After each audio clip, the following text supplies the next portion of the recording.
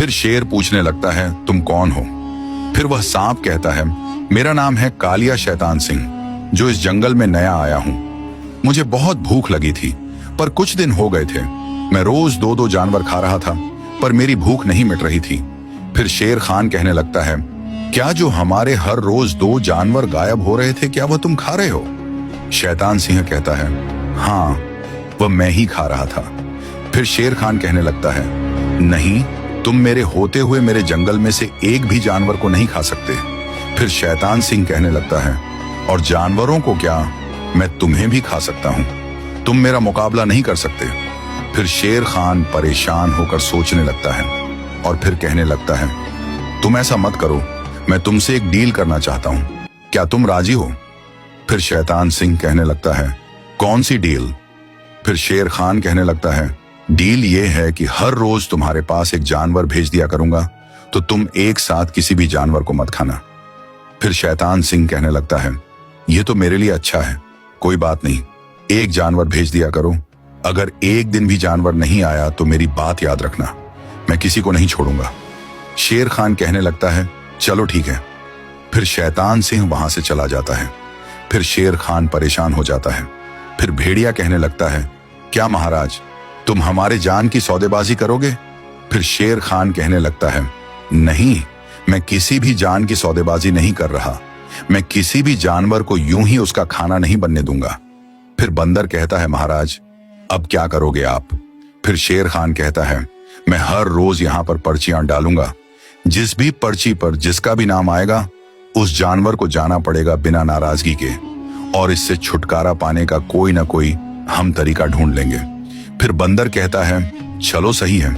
फिर शेर खान बंदर से कहता है, पर्चियां डालो।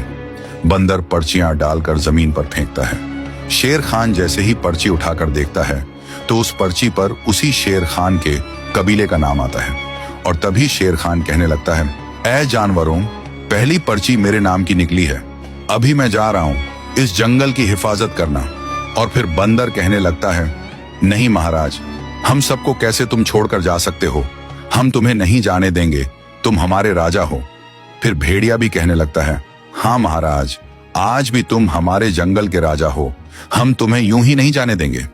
तब शेर खान कहने लगता है, नहीं दोस्तों, मुझे जाना पड़ेगा। और तभी झाड़ियों में से एक बूढ़ा शेर निकल कर आता है। वह कहता है, तुम लोगों ने अभी जिंदगी गुजारनी है, हमारी जिंदगी तो गुजर चुकी है। शेर खान की पर्ची निकली है, कोई बात नहीं, शेर खान की तरफ से मैं जाऊंगा और उसका खाना बनूंगा।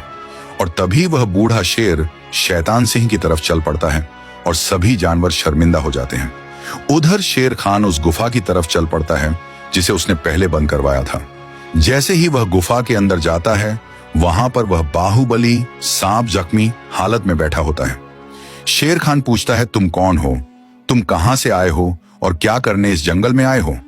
तभी बाहुबली सांप कहता है, महाराज, मैं पास वाले जंगल में रहता हूं।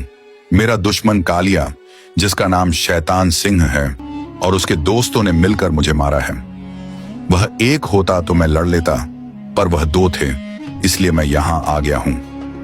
अभी मैं जख्मी हूं महाराज, अपने जंगल में रहने दो कुछ दिन। फिर शेर खान कहने लगता है, क्या तुम सच कह रहे हो? क्या तुमको शैतान सिंह ने मारा है? तभी बाहुबली सांप कहता है, हाँ महाराज, उसी ने मुझे मारा है, कृपया मेरी मदद करो। फिर शेर खान वहां से चला जाता है और अपने जंगल के डॉक्टर हाथी के पास जाता है। शेर खान हाथी से कहता है, ऐ डॉक्टर हाथी, पास वाली गुफा में जाना, वहां एक बाहुबली सांप जख्मी हालत में रहता है, वह तुम्हें कुछ नहीं करेगा, तुम उसे पट्टी लगाकर दवा देना और उसका इलाज करना। फिर हाथी कहता है, जी महाराज, जैसा आपका हुक्म। फिर हाथी हर रोज वहां जाता है, गुफा का दरवाजा पत्थर हटाकर खोलता है और अंदर जाकर अपनी सूंड से बाहुबली सांप के जख्मों पर दवा लगाता है और इलाज करता है। फिर वहां से चला जाता है और गुफा को बंद कर देता है। इस तरह कुछ दिन चलता रहता है। उधर शेर खान और सभी जंगल के जानवर परेशान रहते हैं। अगला दिन आता है, बंदर पर्चियां डालता है। शेर जैसे ही पर्ची उठाता है, उसके अंदर से एक बकरी की पर्ची निकलती है। तब शेर खान बकरी से कहता है, बकरी, मैं शर्मिंदा हूं, इस जंगल का राजा होते हुए भी तुम्हारे लिए कुछ नहीं कर पा रहा, पर मैं तुमसे वादा करता हूं, जब तक मैं जिंदा रहूंगा तुम्हारे बच्चों की हिफाजत जरूर करूंगा। हमारे जंगल के नियम और कानून के तहत तुम्हें जाना पड़ेगा, हम मजबूर हैं।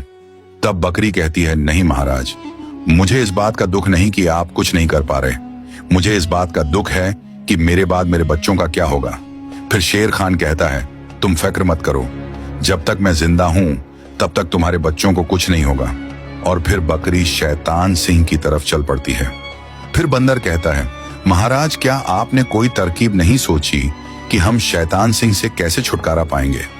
शेर खान कहता है, हाँ, मेरे पास एक तरकीब है, पर उसमें 2 दिन बाकी हैं, उसके बाद शैतान सिंह से हम छुटकारा पा लेंगे।